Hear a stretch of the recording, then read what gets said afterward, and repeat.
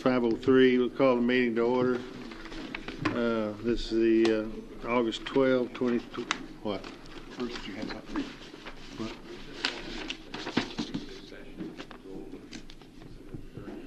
Yeah, probably, if you can. The August 12, 2024 McCracken County Fiscal Court meeting. And Madam Clerk, will you call roll, please? Judge Clymer? Here. Commissioner Jones? I'm here. Commissioner Bartleman? Here. Commissioner Abraham? Present. All right, and Commissioner Bartleman, you ask a prayer, please. Let us pray. Father, we thank you for the blessings of this day. We thank you for the opportunity to serve this county. We just pray you be with us as we make decisions tonight and in the future that to be best and that your life be best for the residents of this county. We pray for our first responders, be with them as they perform their duties to keep us safe and give them safety as they go about their tasks. It's in Jesus' name we pray. Amen. Amen. All right, we stand and join us in the Pledge of Allegiance. Pledge allegiance to the flag of the United States of America and to the republic for which it stands, one nation, under God, indivisible, with liberty and justice for all.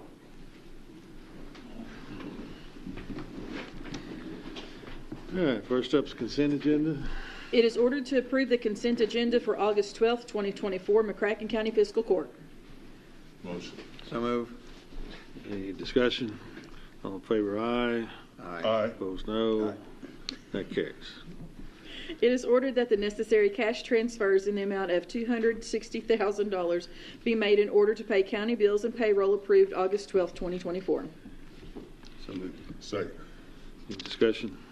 All in favor, aye. Aye. Opposed, no. That carries. It is ordered to approve the voucher claims register from July 22nd, 2024 to August 12th, 2024 to show county bills in the amount of $938,425.89 were paid. So move. Second. Discussion? All in favor, aye. Aye. Aye. Opposed, no. That carries. All right, on the discussion, we got Bruce Wilcox here for Greater Paducah Economic Development Update. Anything shaking? All right. Good evening, Judge and Commissioners. On behalf of Greater Paducah Economic Development, or GPED, and our Board of Directors, I thank you for the opportunity to come and provide an update to you this evening. Looking back on my calendar, it's only been about 60 days since I was here last. But during that 60-day period, we did pass our fiscal year end of June 30th. So I thought it might be appropriate this evening to go back and provide you a summary of our accomplishments during the past fiscal year. So I'll be doing that and then happy to entertain any questions at the end. During the past fiscal year, we announced 230 direct jobs with an average wage of $30.84 per hour, with a projected capital investment of $26 million, with an anticipated recurring annual economic benefit to our local economy of $33.7 million using the M-Plan economic modeling software. We expect these 230 direct jobs to create an additional 130 indirect and induced jobs for a total job impact for the last fiscal year of 360 total jobs. Commissioner Jones typically usually asks what is the running tally count for the last 4 to 5 years. That brings the total up to 849 direct jobs at an average rate of pay of $24.07 or $50,000 per year. It's important to note that a living wage is $32,000 a year, so we've surpassed that significantly. The capital investment's been $332 million, and the recurring annual economic impact of about $114 million on our local economy. And again, utilizing M-Plan, we anticipate those 849 direct jobs to create an additional 536 indirect and induced jobs. We're right at 1,400 jobs in the past 4 to 5 years. And I'll reiterate again, I think it's important to note that when you look at Jobs EQ, Chimera, or the Bureau of Labor Statistics, you would see that pre-COVID, we in a community, we've added 1,700 total jobs. GPED, we're touching, say, 1,400 here that have either happened or that the employers have told us that are on the way. But using third-party software and evidence, we know that there's been 1,700 jobs in McCracken County. That's a 4% growth, which doubles the national average of 2%. One of the things that I'm sorry? So is 849, that includes the new project that looks like Amazon, but is not yet claimed by Amazon. Correct. One thing that I'm kind of proud of, when you look nationally, 60 to 80% of most all existing economic development growth comes from existing business and industry. And our challenge in McCracken County is we do not have a significant amount of local industry from which to grow. So, but if you were to look at that, up until about the past year, about 60% of our new job announcements have come from existing industry in the community. This past year, we surpassed that, and now 55% of our new growth is from new recruitment or new industry recruitment to the community. And the significance of that is we are growing our base of new communities and new employers being brought to the community, which is setting the baseline for additional longer-term future economic development growth over the next 5, 10, 15 years. So we're really excited about that, of diversifying our mix of new versus existing industry growth. During this past year, we participated in several different recruitment campaigns or lead generation services. We participated in 5 direct lead generation campaigns, 3 domestic and 2 in Canada. And then we also participated as well, that would be 6, to a recruiting campaign to Korea. Jim Moore, our Director of Business Development, participated with the Southern Economic Development Council on a recruiting campaign to an international battery show in Korea. We participated in numerous Kentucky Association for Economic Development events, engaging with site selectors, Transatlantic Business Investment Council, site selector events, Select USA, Kentucky United, and we also joined the Japan America Society, and we attended 2 of their events. During the past year, we worked 21 prospects during this review period, and we hosted 7 site visits for varying projects. The average capital investment on the projects we worked was $1.1 billion and about 650 jobs. So we continue to be in the hunt to win a major project. This year, we're seeing new economic development activity slow somewhat, with it being an election year.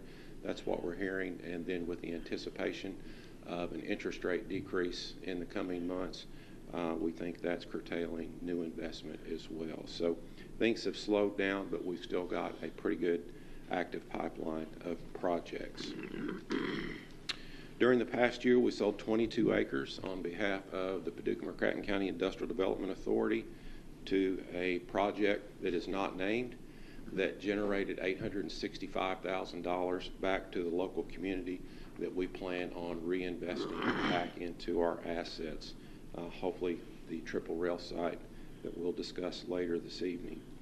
We completed the transfer of Commerce Park to the Paducah-McCracken County Industrial Development Authority upon the liquidation of the KEDFA and First Park Partners debt. The Industrial Development Authority is now the owner of all of our real estate held for economic development purposes, and that was a vision that was put in place about 3 to 4 years ago. So we've accomplished that. We transferred ownership of an aluminum press to UACJ Whitehall from an incentive package that was put in place about 10 years ago, and we paid off that debt to PACRO as well. We also sold the former Teletech building on behalf of the IDA to New Gen Ventures. That enabled GPED to pay off $1.2 million in 30-year-old legacy debt to KEDFA, and it also enabled both the city and the county to pay off their related debt issues on that as well.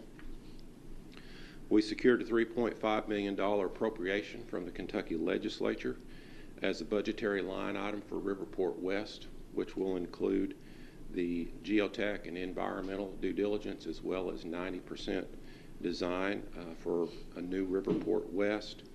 We were awarded a $500,000 Kentucky Product Development Initiative grant for sewers to the Triple Rail site. Construction is begun and almost complete. It will be completed by September 1st, and Joint Sewer Agency is providing the 50% match on that. We were also selected to receive a $2 million Kentucky Product Development Initiative grant for a new speculative building that we were looking to construct in Industrial Park West. However, between the time the application for that grant was filed and the decision was made, we landed the project to be unnamed at this point that was going to go where the new project is gone. So we've had to surrender that $2 million grant back to the state. But if all things pan out, we'd like to reapply for that and still build a spec building in the near future. Where would you build it? Industrial Park West. We have a 59-acre tract there that's available. And because the application had been site-specific, you had to start again. Yes, they use an outside consulting agency, site selection group, that scores each individual property, and they scored that particular 22-acre tract. Gotcha. So we wanted to move it 800 feet down the road to the larger parcel, but on a technicality, they excluded that. Gotcha. We also successfully navigated the components of a land swap arrangement in coordination with the Kentucky Cabinet for Economic Development, Fish and Wildlife, the Paducah-McCracken County Industrial Development Authority, Global Laser Enrichment, and Timberdoodle to effectuate the land acquisition for GLE to enrich tails at the former DOE site. That's been an accomplishment that's been 10 years in the making, and I believe we've gotten GLE further in the past 12 months probably than they've gotten in the last 10 to 12 years relative to securing land for the project. So there's still quite a bit of work that needs to happen on that to make that come to fruition, but we've at least got the components of the land arrangement put in place.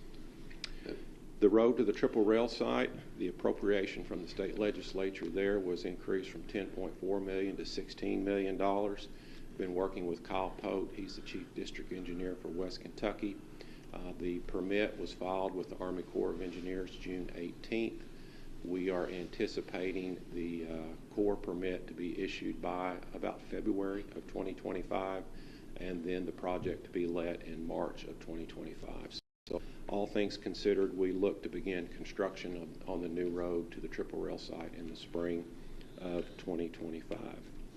And then we are also working on clearing and grubbing and dirt or excavation work at the Triple Rail site that we're looking to partner the IDA with the county and the city on. I'd be happy to entertain any questions or items on that later, or we can talk about that in executive session if you'd like. And finally, we grew our investor base. We picked up new investors this past year, and we're really appreciative of the city and the county and your investment with us and your partnership with us.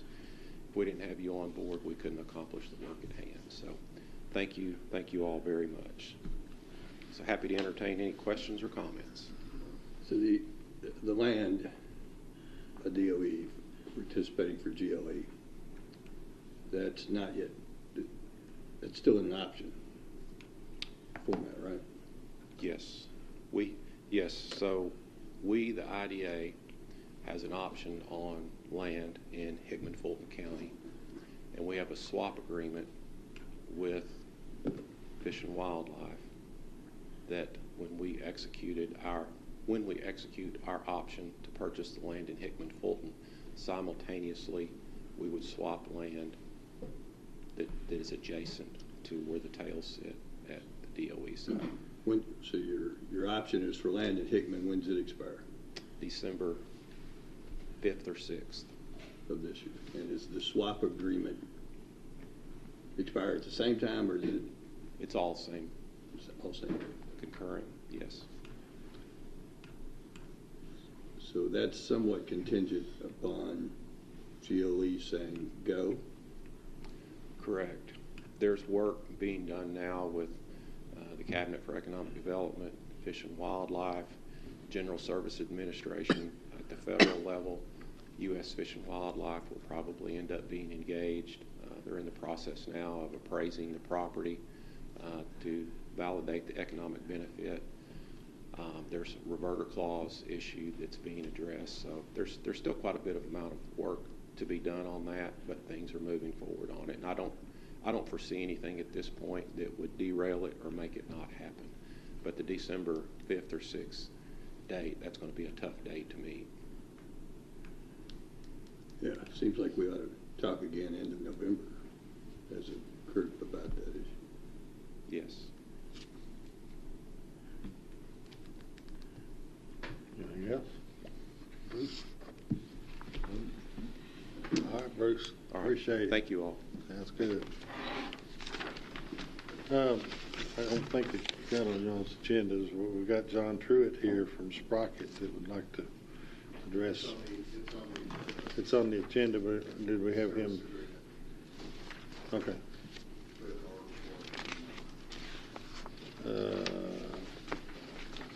So it's back in the court orders?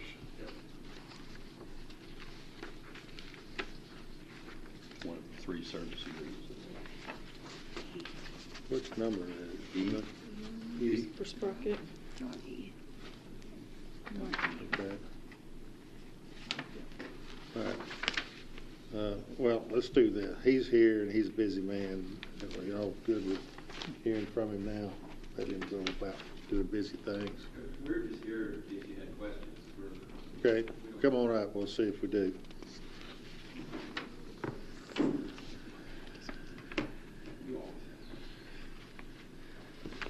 So yeah, this is related, John, of course, related to, as you just said, court order E, a service agreement with Sprocket. It's in the packet here. Did you have anything you wanted to present other than with that? Okay. I don't Well, think there's so. Monica standing up. What's your job count? Bruce just gave us his job count. You've got.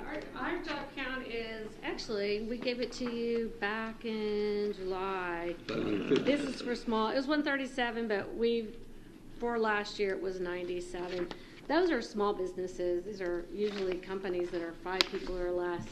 And we count everyone that has any contact with any of our programs and services in our space. So actually, we're really excited about that. And then we had over $3 million investment in small companies, which was also fantastic. And we've recruited 9, now 11 companies to Kentucky. We're going to be having 2 new companies coming. We have not officially announced the winners of the Next 50K, but they have been selected. They'll be here in September. You'll all be invited to come and meet them as well. We'll issue a press release, but it was Data Rovers and Smart MS3, if you remember meeting them the evening. They're both healthcare affiliated, so that's pretty great. We also just got notice that we won a USDA grant to help build a platform so that we can connect 22 counties of entrepreneurs on a platform where they'll have courses and communication, and we can kind of roll out news to them as well. So that's pretty exciting too. So we had good news so far. So you brought, since you've been in McCracken County, you brought 9 new companies, small companies. Startups, yeah. And you're about to add 2 more, which will bring it up to 11 in September. Yeah. And about 137 employees. Those are documented. Those are, we You got find out Social hire Security dates and when they, they're small companies, but they usually only have, maybe 2 to 5 employees. But there was some really interesting data done through the Delta Regional Authority that it was. This is I think this is one of the more interesting things about doing this sort of thing, is that for about 20 years now, close to 20 years, they've done an annual study in Missouri to look at, based on the original Delta Region study, that looks at where do the jobs that stay where do they come from? What are the things that generate jobs?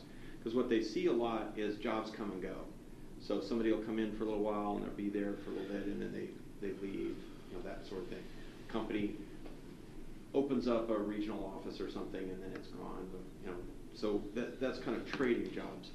So they wanted to see what is the source, the best source for jobs for what's called net new, where it's a new job and it lasts longer than 5 years. And what they found is that the vast majority of those jobs come from small business startups.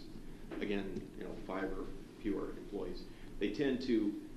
They're less transient typically, right? So a bigger company that decides, this is a better deal over here, whatever, they may change their mind and move people around. Teletech would be a great example of that, right? Whereas for a small business owner, they tend to plant more roots, especially if they do a startup from the area where they're from, they're not going anywhere. And so it kind of makes sense when you start to dig down into details that those are jobs that stick around. And that is an important number for long-term growth. You can kind of get long-term growth in one of two ways. One is to have big wins, where you have big companies coming in and they build out big facilities and that sort of thing. The other is continual growth in your small businesses. So I think that's important. Yeah, I think the two strategies are super important, and so thank you for supporting us. I assume all 9 of those companies are still here. Pardon? I assume all 9 of those companies are still. Most of them are. They're in Kentucky. Some of them moved to Louisville because they had bigger. So they started here and they moved. How many of them moved? Yeah, we have. Yeah. How many are still here? We have 4 still here. 4. Yeah. The rest are in. And are they still located within the Sprocket complex, or some of those moved out to other locations? No, some of them have moved out as well. But we keep a general membership. We don't keep an office for them. Yeah, and that's actually our intention. We don't want them to stay. Right. Yeah. That's in space. We want them to grow. Yeah. But even some of the interesting jobs that we've just been kind of tracking data are on our service industry jobs that just needed an incubation space, like Office Pride, and just those kinds of companies. The one that left Dippin' Dots was a really interesting one. Bruce and I both worked with them just to see the synergies that happen when you have a small company, then they need something bigger, and Bruce knows where the properties are and how to move people into bigger spaces. So it's actually been really great to collaborate and work and actually build out the whole ecosystem. We also won our grant from the state of Kentucky, which was a big deal. So that happened on July 1 as well. So we do have a contract with the state, which is really nice because that kind of is our mainstay. There was a lot of question around what was going to happen with that because there was potential for sort of shuffling things up, and we weren't sure if we were going to lose part of the area where we're responsible, that sort of thing. And it ended up being that we've gotten a lot of feedback from the state that we're in this region doing a very, very good job of what they're trying to accomplish, and so we ended up with Owensboro. Yeah, There's we County. ended up with Owensboro, who was trying to get their own, and they didn't get it. But we'll work with them. Yeah, so we'll work with them. But it's kind of showing that the model works. The model that we're doing, we already know that it works all over the country, and if you do it well, then it works really, really well. And so within the state, especially with the resources that we have compared to, say, up in Covington or in Louisville, it's working very, very well.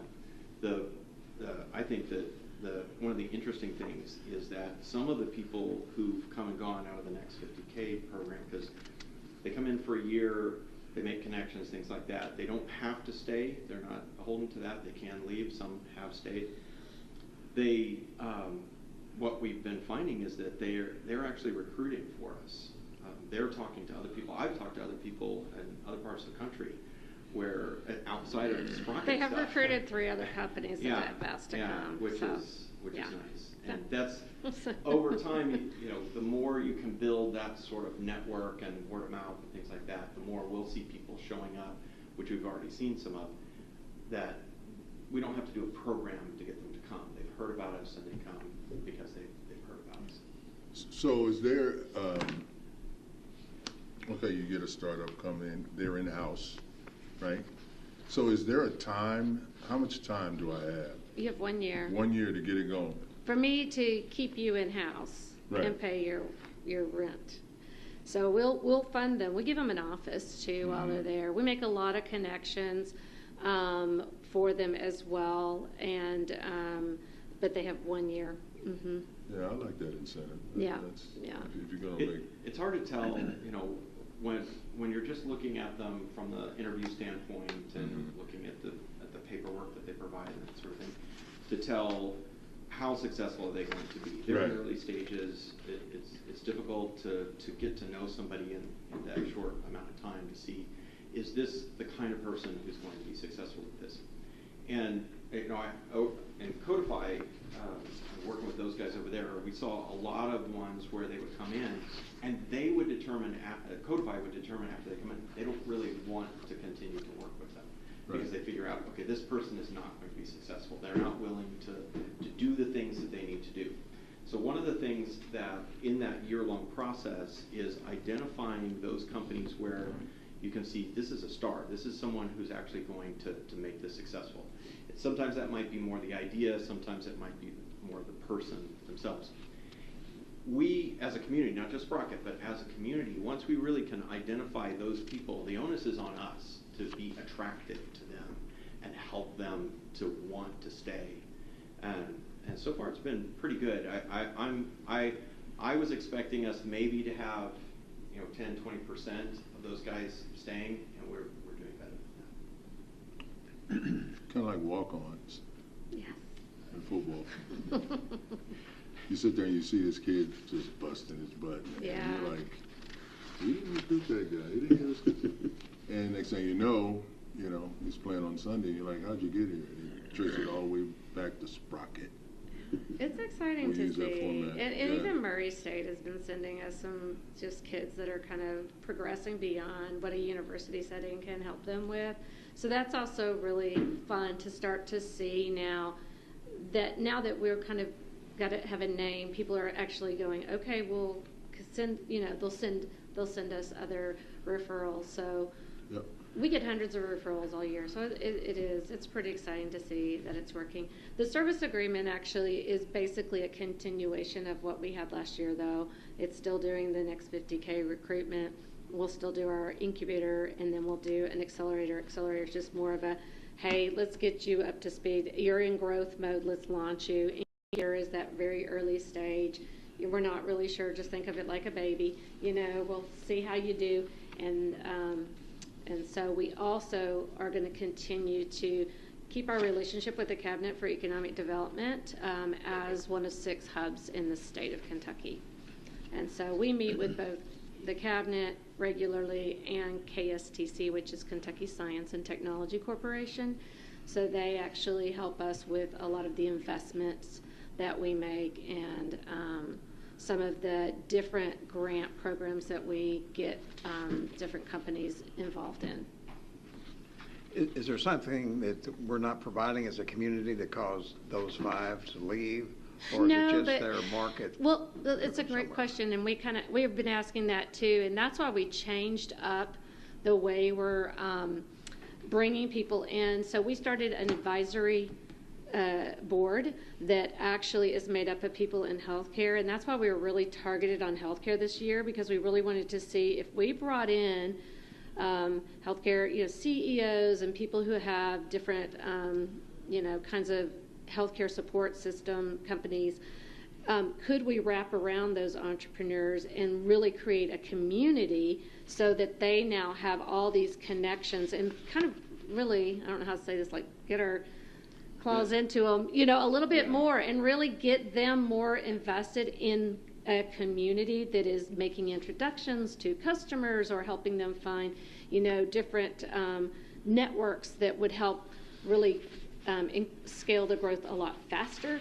So that is what we're doing this year, in fact, yes, because we thought, okay, we need to have kind of this very intentional community that then latches onto them and then helps them, so that we create that kind of relationship where Right, it has and a then little keep bit more them here staying instead of them power. leaving to go somewhere Exactly. else for So the- when we evaluate those companies too, that's one of the key indicators is, will they thrive in our community, and can we make connections? And that whole advisory board actually makes those decisions, and they're helping us decide, hey, could this really thrive here, and can I make connections for them? So that's been really helpful.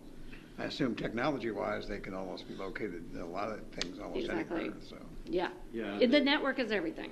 We have good infrastructure here, technology-wise, and we're growing the workforce infrastructure for that sort of thing. Obviously, we're competing with Texas and California and Utah, places like that, where you have Silicon Valleys and that sort of stuff. But people don't want to work in those areas anymore. So there's a real opportunity, probably for the next 15, 20 years, for communities the size of Paducah to build a good base for workforce development in the area of technology, especially software development. So with UK bringing a program here, that's a really big deal. I know for me personally, I've started a new company doing AI development, and so far we're finding resources in the region, which is really good. So, How many of those 137 jobs are still here in Paducah? I don't know. I would assume all. We just do a hire date, name, company. I don't have the capacity it's to track most of them, because the companies that have left aren't the companies that have done a lot of hiring. Those are companies that are here. Yeah, all the companies that we record are, for the most part, still here. Yeah. But they're small companies. Like, this is the smaller, the early stage of everything. So, Thank you. yeah, thank you. Anything else? So have y'all looked already at the agreement? It comes up in item E of the orders, but we've got them standing here. Do y'all have any questions about that they can answer, other than perhaps our just internal discussions about item E, the service agreement? I just got them up there because I think this code enforcement thing's going to take a while. Everybody good? Good. Thank All you. right. Thank you so much. Appreciate it. All right, that gets us to what we've got on the agenda for McCracken County cleanup. Steve Doolittle's got a show and tell on that. While he's getting that going, and Cade and I and Doolittle have worked some on trying to put together an agreement.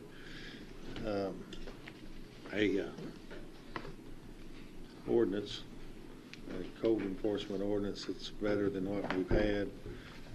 One thing, and the other is to be far more active in enforcing the ordinance, particularly in requiring people to clean up their properties, and I'll show you some really bad examples of that shortly. I think we've been doing a great job as a fiscal court on many things, but probably not in this area. Whether we got a good reason or not, but we've been involved in big things, 911, sports park, working with the city on mutual, lots of other things. Meanwhile, we've got neighborhoods that maybe there's one or two bad things in a punch bowl floating,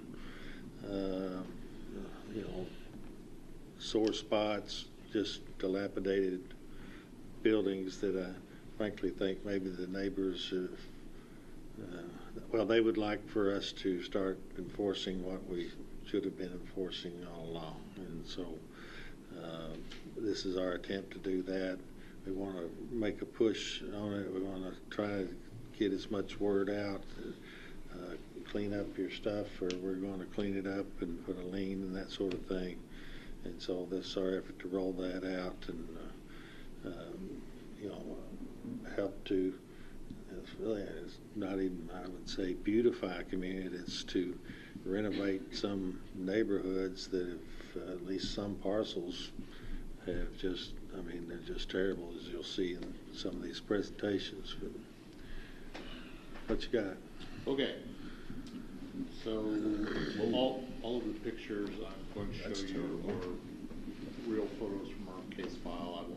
I don't really want to say where they are. It might be embarrassing. More embarrassing than that? Oh, yeah.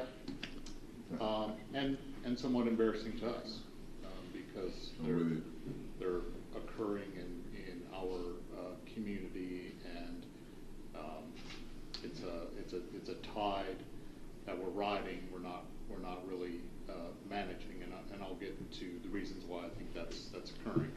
But Steve, will that turn a little more? Which way? We can see it. Yeah, around so the audience can see it a little better. We can see it good. Yeah, that's good. We can still, you see it on there. then I'm going to back up a little bit so I'm not blocking it from here.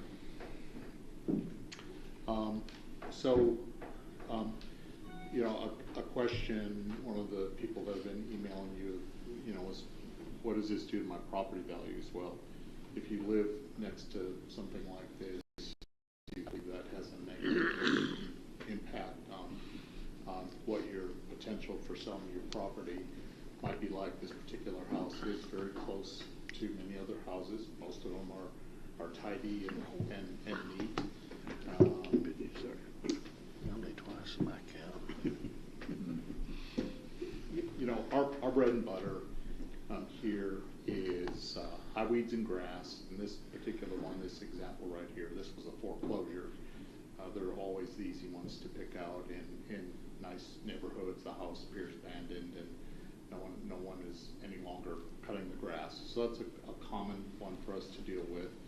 And we're really busy just with high weeds and grass that occur from like April through the end of September and on into October.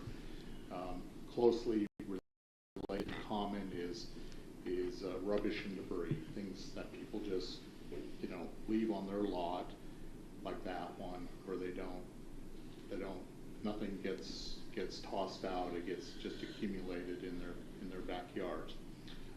We also deal with a fair number of junk vehicles, inoperable vehicles that are sort of abandoned on their property. And probably the thing we deal with the least is dilapidated and dangerous structures, and it's an area that we need to certainly improve our metrics on that and get going on that, because we're creating more than we're taking out. Just some pictures that show you just sort of what Danny deals with in the field.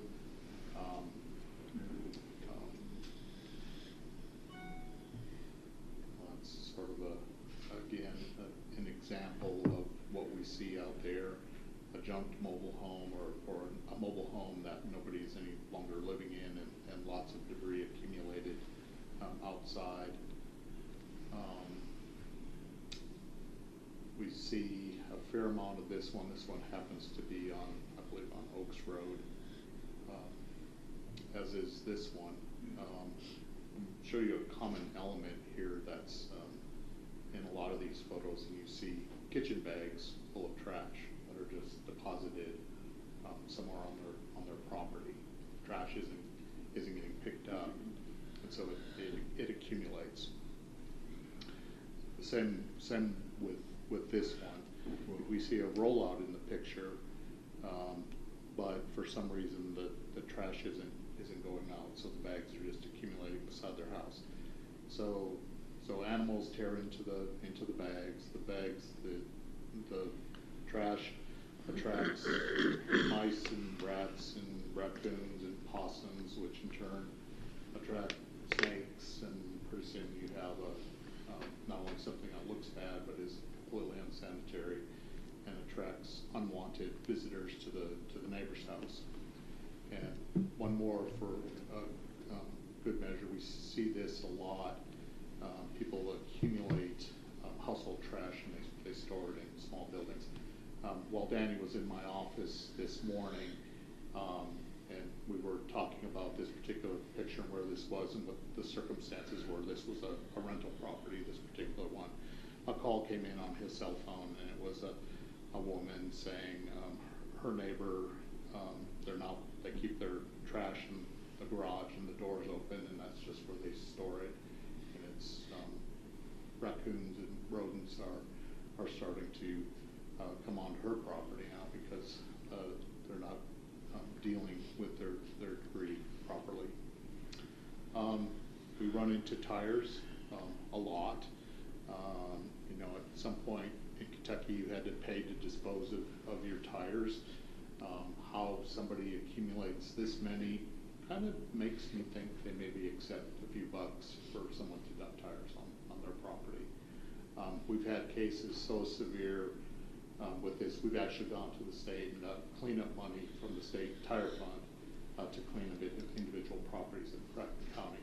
So to combat this, we take tires during we have our one free cleanup day, and once every few years the state will pay for us to have just a tire collection, and we did one this spring, so people can get rid of tires for free that have accumulated at their property. And this next one is related to the first picture you saw, where the side yard was full of debris. This house is actually, the back of it has burned off. You can see from the date, we've been dealing with this one now for almost a year. They have, I believe this one is in court, has been for a number of months now. Not for the house, just for the accumulation of debris that's all around the house. We now have an order out to demolish the house as well. That's a 60-day notice for that to happen.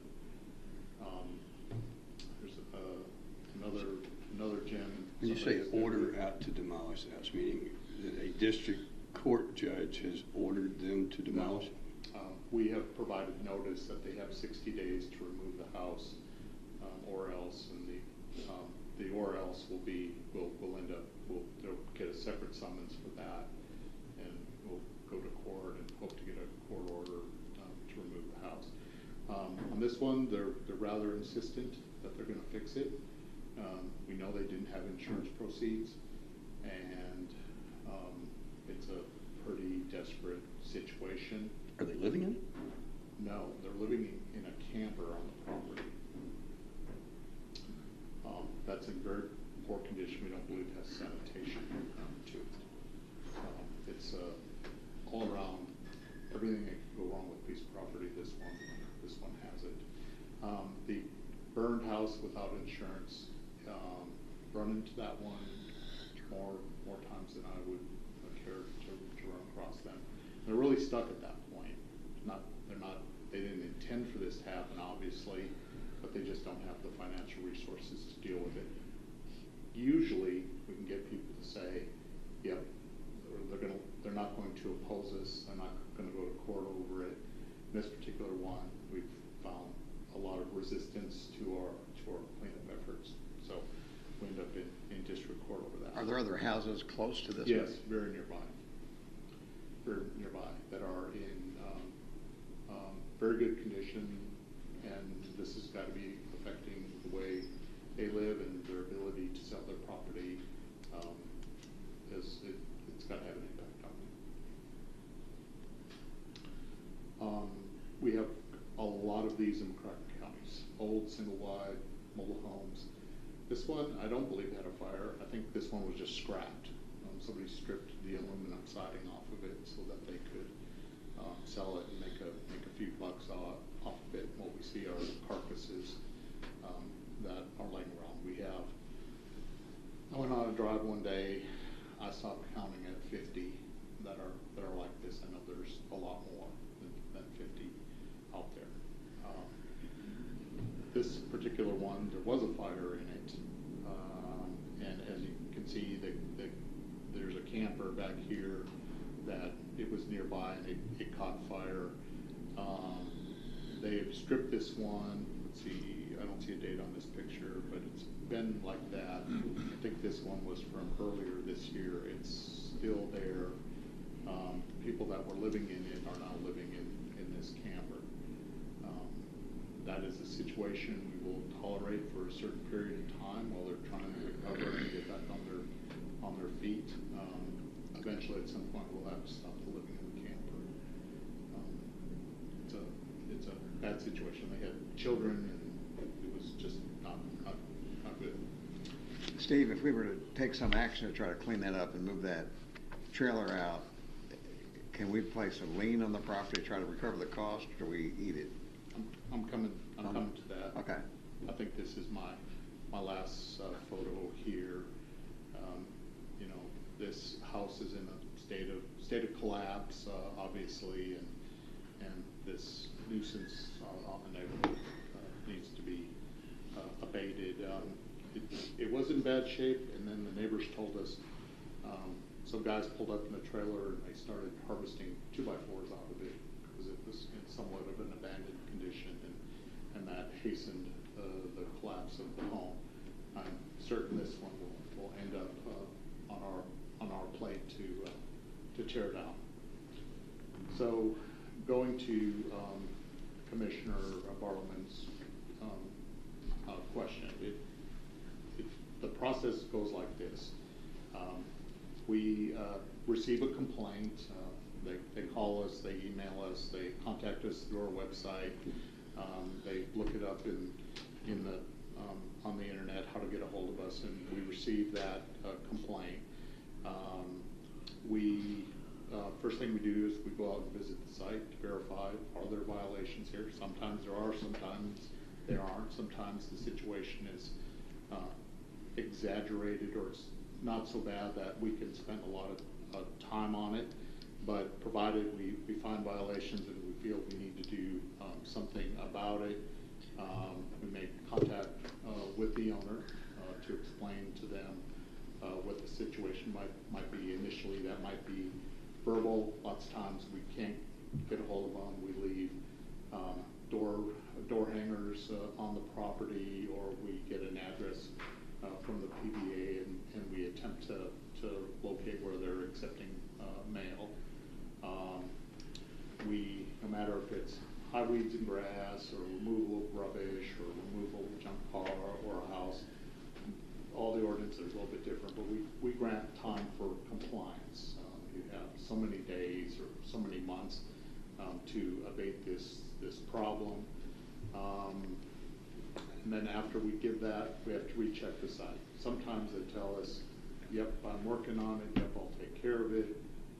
Often they do a little bit.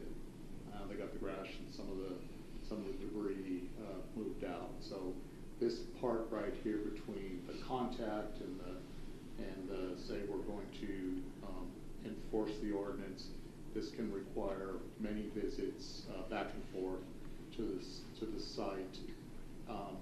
Sometimes this is adversarial, sometimes it's just necessity.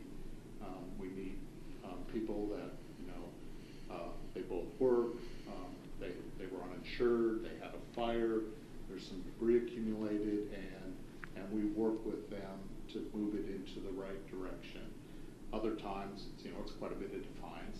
They're just not going to do it. They don't think it's right that anyone should tell them that they have to do it, and they generally don't do anything. If we get to a point where nothing has happened, they will get a summons to go to court, and this process of going to court can add significant amount of time to the process. One burned out house, I think that one's been in district court 3 or 4 months at this point. Sometimes they don't show up for court, sometimes they do. So that process can take a number of months from, and at that point, nothing's happened. So pretty soon, the 2 or 3 months we tried to work with them now turns into 6 months as it is sitting in court ready for a decision to be made. Then we move into abatement. Sometimes where we go and we're going to abate that nuisance, and we're going to clean it up ourselves. If it comes to that, that's when we will file a lien, record it with the county clerk, and Sometimes we recover these, sometimes we won't. Obviously, if the property transfers or sells, we'll get our money back. Every now and then, Pam, someone will show up to pay off the lien that we have. I wouldn't say that happens a lot, but sometimes people actually come in and pay us for the work that we did on their property. This is the problem right here, this last one. Starts over. We have a property on southern part of the county. Years ago, we spent $10,000 cleaning up. We filed a lien, and we're back again this year. We're repopulating it with more junk, and we have a contract to go remove an old mobile home now that's been pulled onto the site. That we're going to abate that. So this last thing is a big problem, and I was talking to Danny. We gotta figure out a way to stop the repetitive nature of going back to the same properties time and time again, because the message isn't received. They don't care that we're filing liens. Truly don't care, because we don't have good experience here of foreclosing on our liens. And the primary reason we don't do that is because this particular property, it's in the floodplain. They may have a true value of a few $1,000s on the market. We've already got $10,000 in liens on it. Foreclosure action, the private market in Kentucky is going to cost $5,000 to $10,000. So at that point, the county typically says, I'm going to leave it alone until that orange arrow happens, till they start doing it again. And I think that one particular property, because it's been so problematic for us, is a good candidate for spend the extra money, get the thing to sold on the courthouse steps, and perhaps there's a new owner that will do a better job taking care of it. Or the county just use our lien to acquire the property, and we'll let that particular lot go back to nature. We have a number of those lots, we know. Another problem that occurs is one out in Reedland that I've talked to the county attorney about quite often. The property owner will be summoned to court. He'll do just enough cleanup to please the court that they don't follow through with the abatement, and then 6 months later, Yes. the old abandoned pickup truck's full of trash again. They start over The again. backslides. For any number of reasons, that happens. Lots of times we talk to people, it's actually, they're living on disability or Social Security, and they think I can buy stuff low and sell it high and try to make a little bit of money off of it. And actually what just ends up happening is just a lot of materials will accumulate on their properties. We run into that one quite often. If you have a case like the first picture you showed, there's a lot of stuff there. Some of it may have some, at least minor value to it for them. If you go in and clean it up, can they file anything against the county saying, well, you took my pickup truck was worth $200 and you? So all the years I've been doing this, both city and county, I only recall one time where we agreed, we disposed of something that we shouldn't have that had value. And it was a barbecue grill that the contractor picked up and disposed of. I mean, it may not really have a value, but the owner will claim it has a value, even though it's a old abandoned camper. There have been certainly people that have come and said, you have taken my valuable property from me. Well, I invite you to either go to the fiscal court and file a claim, or get an attorney and attempt to recover something from us. Like I said, in all the years I've been doing this, that's only happened once. That's part of why we have the ordinance draft before you all. Is the code enforcement board is designed to give people that due process before the government takes property. As you all know, you have to give people due process, which involves a hearing. And if they don't exercise that right, then they forfeited that right, and they can't even appeal it to court because they haven't exhausted their administrative remedies. So that's what part of the new ordinance is for. Part of this issue is a resource problem. This is for the fiscal year that just closed, 24. We have one part-time employee. We budgeted $15,000 $15,000 in cleanup. We actually spent $13,000. This would be primarily on highways and grass and on removal of rubbish and debris, and those all turned into liens. We budgeted $35,000 for dangerous structures. We ended up doing one all year long, and it's largely because they're more time consuming than the weeds and grass problem and the removal of the debris. It takes longer.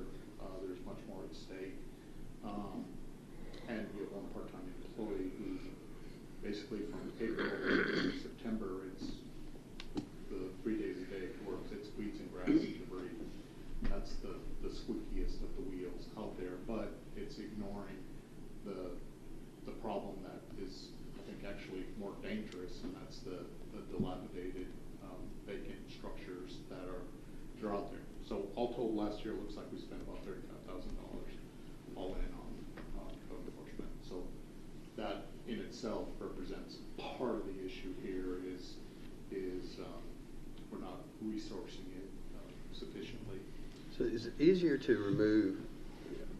I drove through one of the areas that we're talking about in the Farley area generally. You know, within just a matter of blocks, 10 mobile homes that will never be lived in again, just hanging out with us. How hard is it to legally just go on, pick that thing up? I mean, I assume we would probably do that by contract as opposed to using county employees. We do all of those with a demolition contractor. All right. And they can range depending on how full of trash they are. So it doesn't all go to the dump. There's 2 dumps. There's actually, in those cases, they can go to an inert dump for construction debris. It can go, the metals will go to recycling. And then sometimes they're just so full of trash that all is handwork, and that all goes across the scales, and that gets paid out at, $45 a ton to dispose of. Yeah. Plus labor. So it can be 3,000 or it can be 7,000 or 8,000. Just depends. That seems like a faster target. I mean, I'm just thinking, what's the owner got a defense to there? I mean, nobody's living in it. They're not living in it. It's just there. They might actually appreciate the help and wouldn't care if it got a lien. They would. I don't think they would, because once the nuisance is abated, what's a lot worth? A couple thousand, 2,000, 3,000 maybe. But in some of those neighborhoods, it has water, it has sewer. Yeah, well, frankly, as a neighbor, just getting a new owner, has value. Just putting it on the market, even if it ends up being a loss on the abatement lien. Yeah, so I think it's probably your all-in number is in excess of $10,000 to get rid of that one trailer and get it to foreclosure stuff. I'm sorry. Is that process so? Do you have to go through a foreclosure process to remove the trailer? No, sir. I was thinking it would be a faster process. So if we were going to, I'm just thinking through my mind, how are we going to create markers of success so that we look at on August 12th of 2025, just kind of like we've done with Bruce, we made him keep track of his jobs. How can we create markers of success? And it seems like number of liens would be a marker of success. Number of trailers moved would be a marker of success. And then, well, I guess those 2 would be. So I suspect that 4,300 was a removal of one trailer. That was probably empty or close to empty. But we get a lien on the lot. I mean, I would think, this neighborhood that we're talking about, honestly, it's got lots of potential because there are lots of people that do live in fairly nice houses there. They're living with abandoned trailers. You're talking about there's some tidy properties. They take care of their I interrupted you. You were about to, you know, I mean, the road's there, the water's there. Utilities are there, it has some market value, but I don't think you'll ever get to get it to where it's sold, the county won't recover that money, and I think in the past, that maybe was one of the impediments, that the county just wasn't interested in, and that's where part of the, shift in culture and policy has to come into, because, they don't go away on their own. So how do we expedite this process? I mean, you're talking about, you got due process, you got to go through steps A, B, C, and D. Those pictures was pretty horrible. So if you're living out there, what are we telling these guys? Okay, it's going to take what? We're going to get them to court and threaten them to go to jail, and they're going to get a public advocate to represent them. We're going to fight about it, exchange discovery, and it might be a year, and then we may or may not have probated jail time for them to clean up their property, or they'll go to jail, and then usually they don't clean it up for a few months, and they're back. So this new ordinance, Yes, sir. how's that? What teeth does it have that the one that you had before? Is that going to help? Yes, sir. It speed should. it up? Yes, Or- Commissioner Abraham, it should. And Deputy Judge Doolittle summed it up really nicely. He said, in district court they have DUIs, assaults at the top, and then you go down, you've got your harassment cases, and then you've got your animal control cases, and code and ordinance violations is what they are. They're kind of at the low end of the totem pole. So the person asks for a continuance, the judge grants it, and we're looking at, a year down the road. So the idea with the new ordinance is to make it civil and have a board that's devoted 100% to code enforcement. So you go out, you cite these people, you say you got 10 days. If you respond, you can pay it and fix the problem, or you can ask for a hearing before the code enforcement board. Code enforcement board meets every month. We have a little hearing with a few people there. Danny Walker, code enforcement officer, presents his evidence, and the code enforcement board says, yes, there's a violation, here's your $500 fine. You have 7 days to abate it. If you don't, we're going to authorize the county to go in and hire a contractor to abate it. So we're cutting the time frame down to about 1/10 of what it is now is the goal. We're taking the criminal nature out of it. Yes, sir. And we're saying Yep. we're just, Yes. So standards are lower when you're facing civil issues. The burden of proof is lower on us. Gotcha. Yeah. It just takes it out of district court. Yes, sir. Yep. Unless they appeal it. They could still appeal it, but we were saying probably 1 out of 20 will. It's appealed to district court, it doesn't come to us, right? That's right. Yes, sir. Yep. I like that. This one is in court, they're not believing they've done anything that is wrong, or that they should have to listen to what the county is saying about this particular piece of property. So once it gets to court, it's a slow slog for us. And they obviously have not made any progress on anything, have they? It's probably getting worse instead of better. Since a year ago, Yeah. it gets worse. So the target on these things would be probably both the resident and the property owner. Property owner may not even be anywhere around, maybe another state or whatever. And so the resident won't care anything about whether a lien's applied or whatever, may not care too much about a fine. The owner simultaneously cite both of them. The owner maybe will be a bit more responsible and more interested in keeping the property than the renter is. Sir. That's a good point. is there a market, does anybody buy liens? If the I mean, I know they buy property's- tax liens, would they, If the property's, yeah, just like a tax lien, Commissioner Jones, if the property's marketable, yes, but if the property's marketable, there's probably not an issue with a lien, so. yeah, I mean, what I saw out there didn't look unmarketable to me. It just looked, it just looked like it was owned by somebody who wasn't motivated to either make money or, and you never know how these, I mean, I do estates. I've got a couple of properties that are estates that I'm doing. Frankly, I wish there was somebody we could give the property to. We're about to run out of money to mow the thing. We have a pretty big list of properties where there's no identifiable heirs at this point, so we go and mow it 2 or 3 times a year. Well, and I was wondering about that. Do we have well, I know we don't, but, it's just, I take it we're modeling Warren County. So we're looking for other counties that have done something a little different than we've done.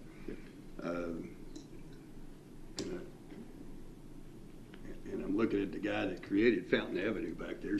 I'm wondering, should we create some sort of fund so that when somebody says, you know what, Uncle, I don't want to deal with you people anymore. I'll give you a deed. Just take it away from me. Do we have a process where we, of course, then we'd have to mow it.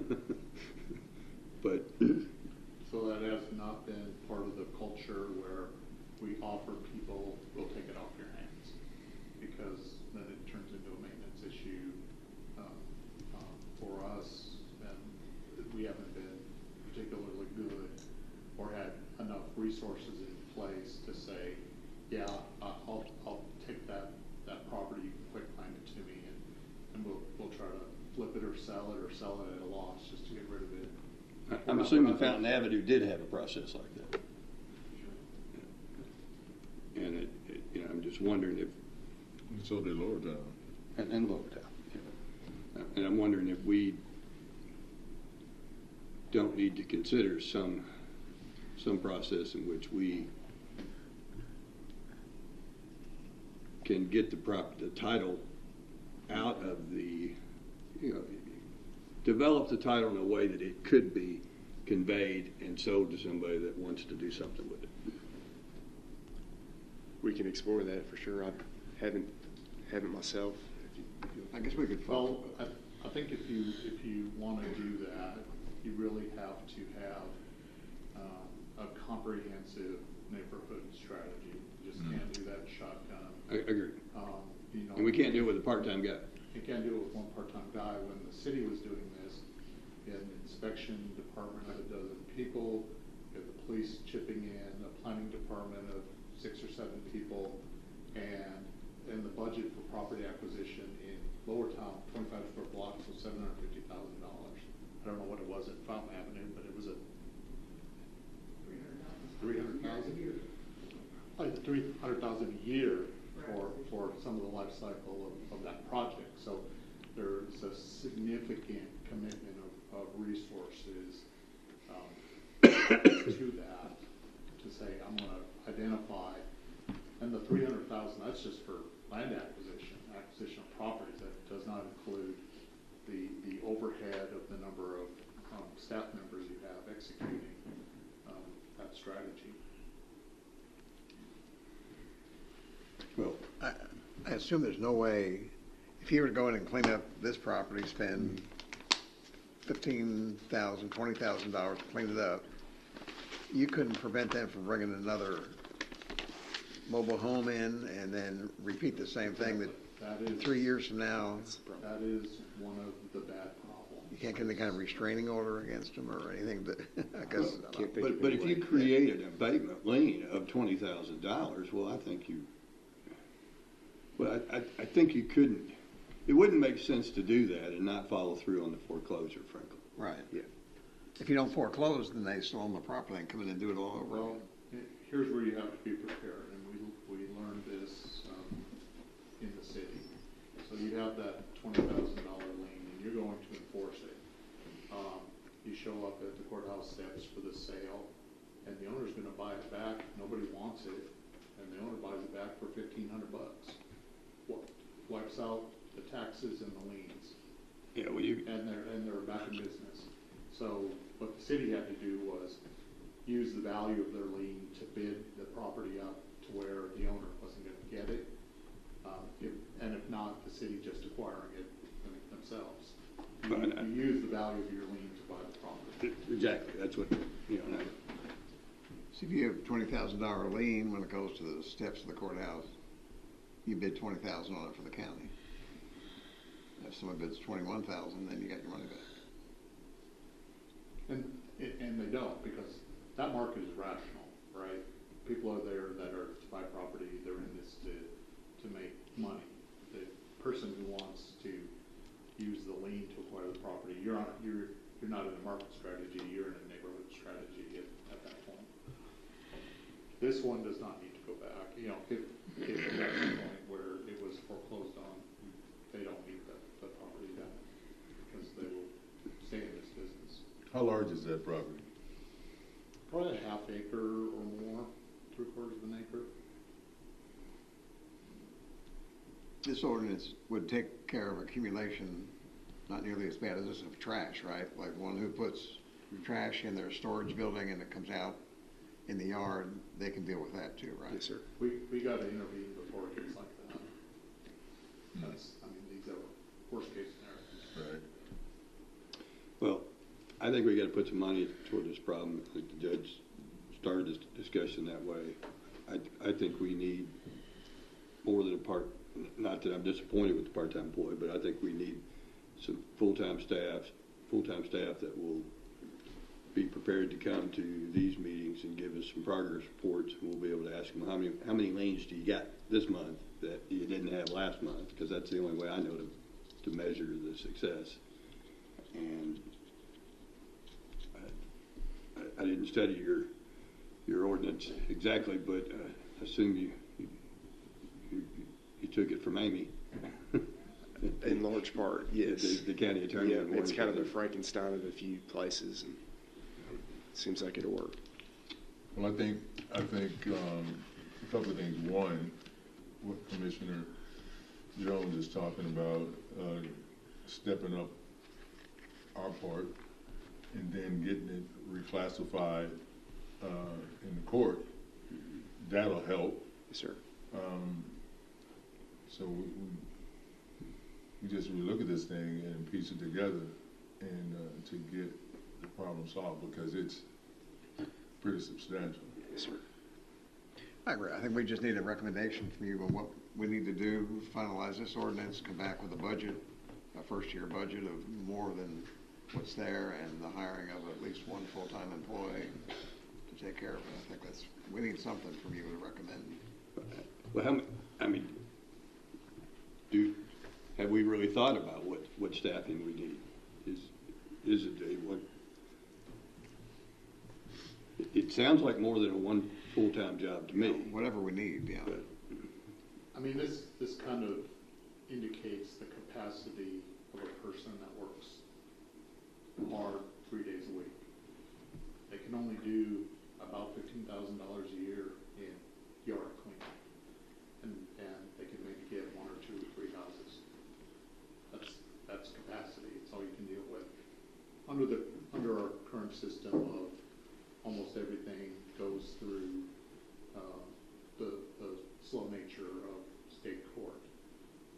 If we modify the ordinance and go the code enforcement route, we may be able to speed those numbers up where one person becomes more effective. That's the idea. I would think you're still going to need somebody pushing it in the office and somebody in the field. But We have software now. We have not had it in the past. We haven't done the training for it, but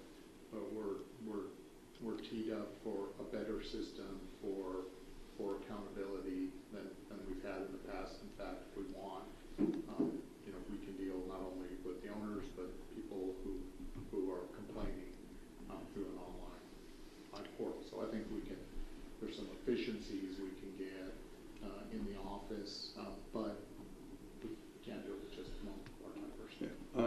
and I guess it disappoints me a little bit that we had $35,000 to remove trailers and we only spent $4 of it. So,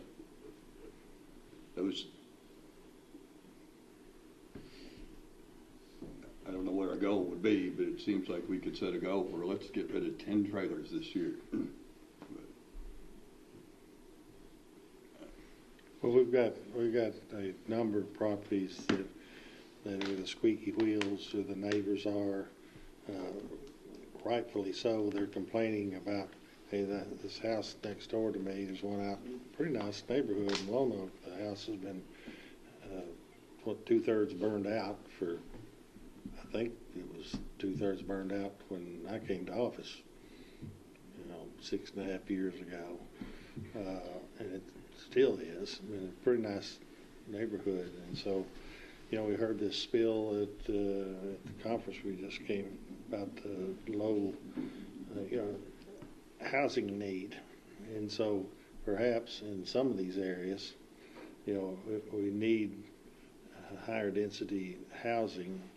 Or perhaps in some of these areas, the way we get, it was said, we maybe not recover our lien cost, but in some of these, perhaps we recover the cost through somebody coming in and building or putting nicer, livable, acceptable,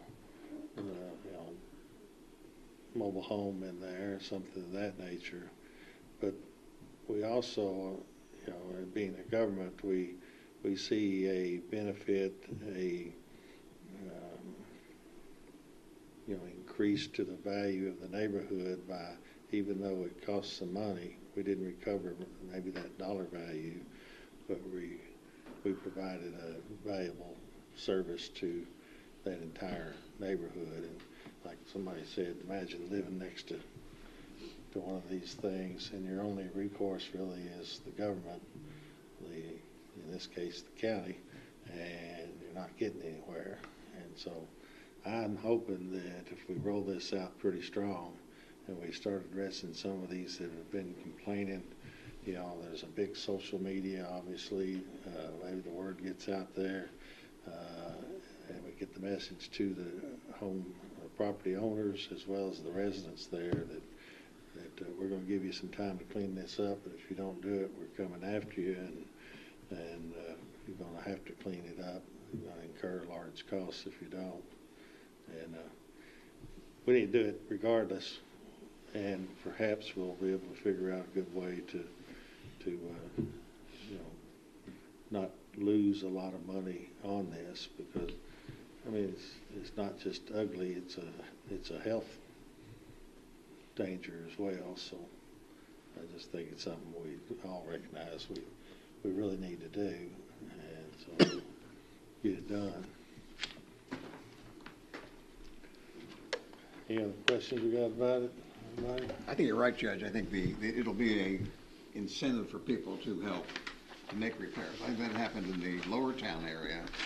They started the aggressive efforts to enforce the ordinances in the Lower Town area of the city. A lot of people, instead of having the city take over their property, they repaired it. So I think you're right. I think it would help be an incentive for at least some to make repairs. But we can do some more. We haven't, our discussions have been really on, we certainly need at least another part-time person, but if the consensus is willing to budget, maybe a full-time or whatever we think we need, well, we can look at that and come back with, some kind of recommendation and get it going on all that. Okay. All right. Thank you for putting all that together. Thank you, Cade, for all the work you've done on that.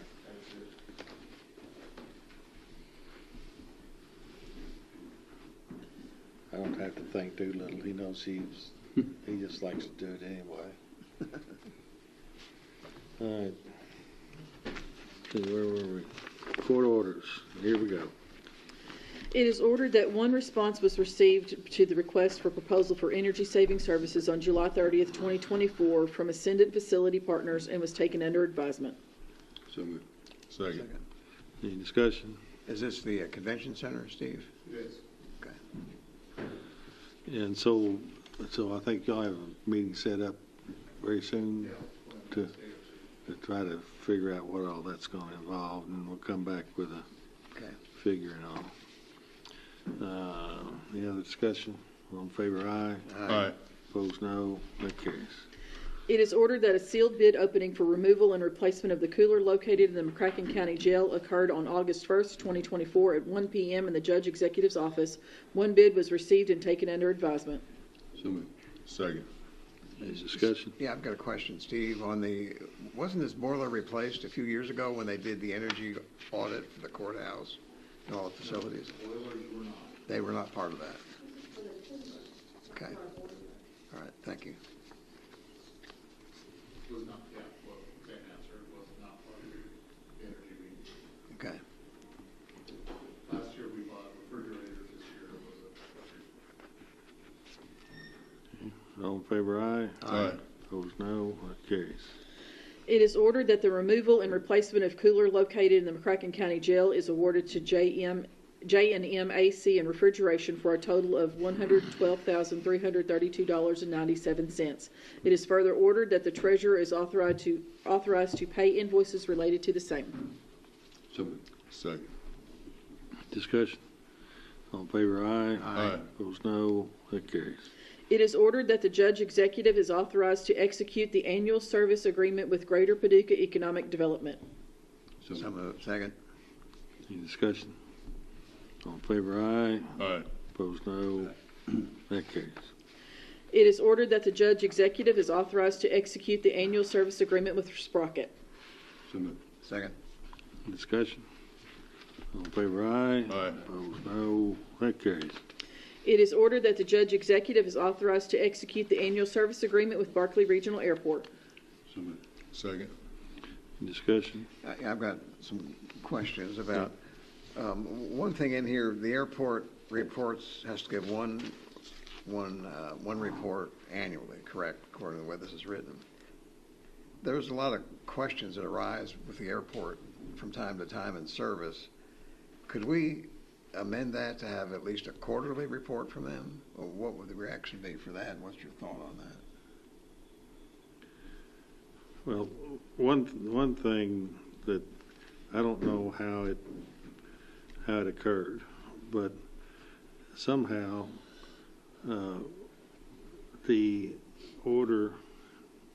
service agreement that we sent to the airport went through their process or whatever, and didn't get signed for, I don't know, a period of a few months or something like that.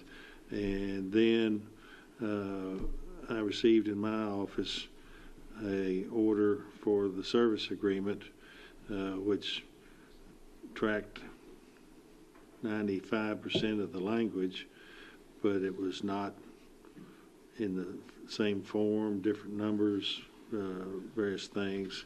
And so assuming that it was the one that we sent to them, but there were some differences. So I wanted to be aware of that. So we've made sure this time that we've gone back and found the order that was approved by this body, and that's what this is. And it does it say, I read it, but I don't remember, does it say they have to report once a year? Right. That's an annual. Yeah. Yeah. And you want it more than once. Yeah, I just wonder if a quarterly report, because again, there's some questions that come up about the operations that we could probably help clear up, and would clear up if they maybe made public comments on them. And then if we found out later that they don't need quarterly reports, then we could. Does it say anything in there about us requesting, we can request them to report more often than that? Probably doesn't. I didn't see anything in it. It just says appear before the fiscal court once annually to report on the ongoing activities, performance, indices, and capital needs of the airport. I think it would help communication if we could have them here more often. What if we change that to at least once a year and as often as requested, or something like that, that if something came up we needed a report about, but I don't care, we can make it more often if you want. That may or may not be needed. If we said at least annually and whenever requested by the fiscal court. I kind of like that better. I think quarterly might be encumbering. Well, it just might be a little too often for that service. I think it is important that GPAD be here quarterly because I think there are a number of people that actually do watch for that. We do have a paragraph in there that mentions that they must let us know about, Right. you know, opportunities for money, grants. I looked to see if that was still there. How about if we were to change that to semi-annually and then whenever requested by the fiscal court? Do what? How about if we had semi-annually and then whenever requested by the fiscal court? It's fine with me. I mean, it sounds like what you're saying is they didn't sign the last one anyway. They signed one, but it wasn't identical to the one that we sent them. Yeah. I don't think there was any kind of attempt to shuffle anything around, but frankly, I don't know how. And since the thing's expired now anyway, I didn't go digging trying to find out why. So, you want to move to amend it to semi-annually? Yeah, how about if we amend it to semi-annually and when requested by the fiscal court? That wouldn't be too burdensome, would it, Commissioner Jones? Probably not. But yeah, that'd be fine with me. The other I'll part of make your that question motion. was how would they receive that? I mean, I don't know. I would think they wouldn't object to communicate, but, you know, if they don't like that, we'll send it back.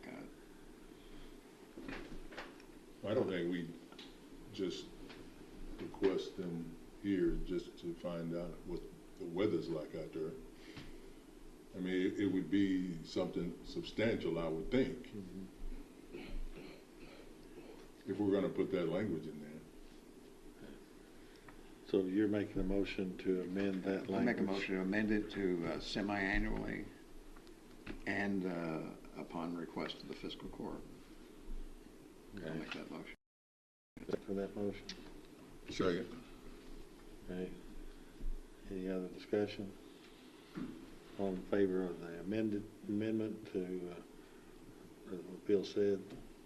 Aye. Aye. And you can word that the way it needs to be worded, you know what the Okay. intent is. All right, so the clean that amendment up. carries then. I've got another question about the disclosure portion. I think Commissioner Jones Sure. pushed to have that in there. What happens if they come up with something that's in conflict with what we might be trying to do? Is there any, we don't have any veto powers for them. I mean, we probably shouldn't, but there's no veto power to prevent them from doing what they're doing, even if it's in conflict with the fiscal court's initiatives. Is that correct? No, it's just it's communication. surface language. I mean, you know, the reality is that the problems we went through 2 years ago we're unlikely to go through again for another century because we're probably not going to build another airport for a good bit of time. But I don't know that we should have the veto power because then we're going to be micromanaging what they do, but it's just communication was the intent of that. Is that correct, Eddie? yeah, in fact, I think that's how the provision is written. It basically just says, if you're going to lobby against us, tell us that you're going to lobby against us. It requires notice. It doesn't tell them they can't. It just says, if you want to continue to get our money, then be fair to us and disclose us when you're going to lobby against us. Okay. Anything else on the document? No, that's all. Okay, thank right. you. So we need to vote on the agreement as amended. Got a discussion on that? All in Aye. favor, aye. Aye. Aye. All right, that carries. Thank you. G, It is ordered that the judge executive enter into a subrecipient agreement with Western Kentucky Regional Mental Health and Retardation Advisory Board, Incorporated, DBA, Four Rivers Behavioral Health, for the amount of $54,270.04. Lump sums are awarded based on monies received on the date of distribution.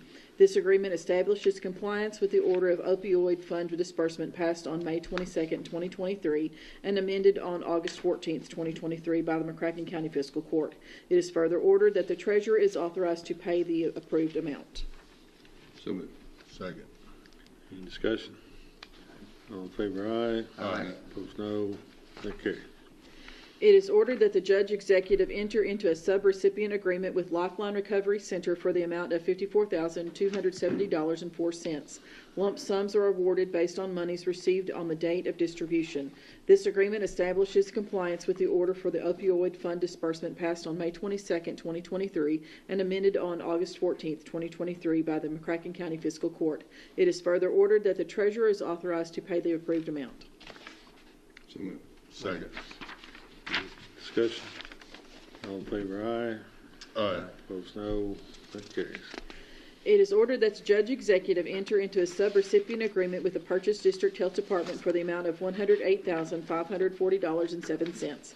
Lump sums are awarded based on monies received on the date of distribution.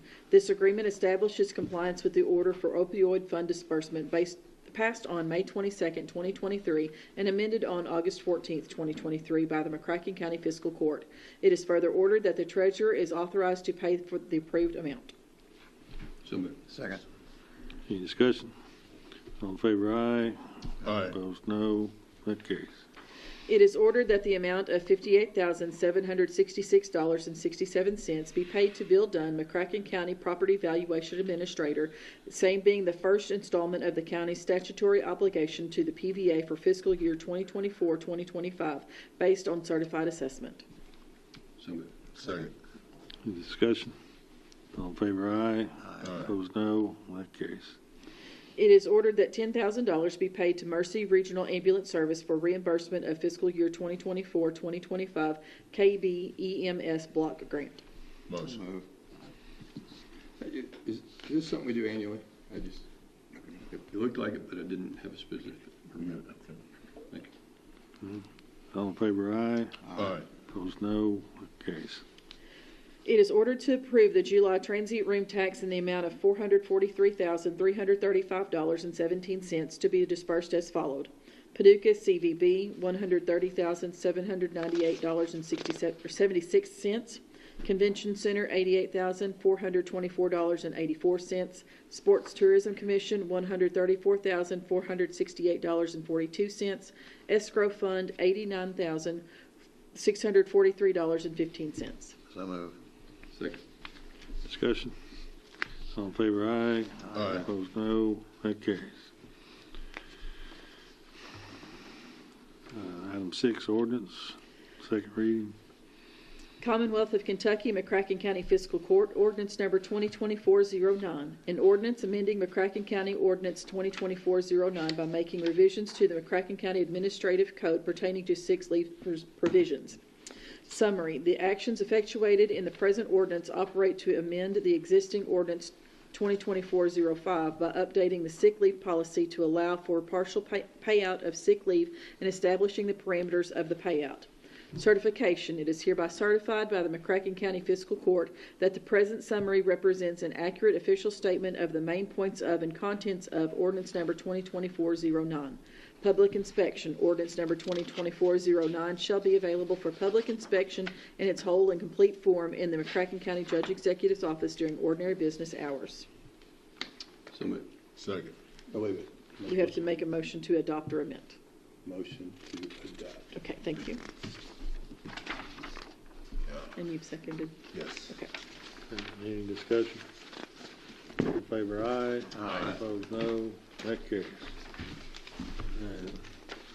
That gets us to executive session. We need a motion to enter into executive session under item 7, exception 7, executive sessions to discuss information that, if disclosed, would violate the attorney-client privilege or other legal privileges, including discussions that are protected due to the confidential nature of the attorney-client relationship. Motion. Second. All in favor, aye. Aye. Opposed, no. That carries. I think that there is a possibility that we would come out, may not come out and take some action. So I don't know how long this will take. I guess it's 26 minutes. Not more than 2 hours. But we'll try to keep it succinct and come back shortly.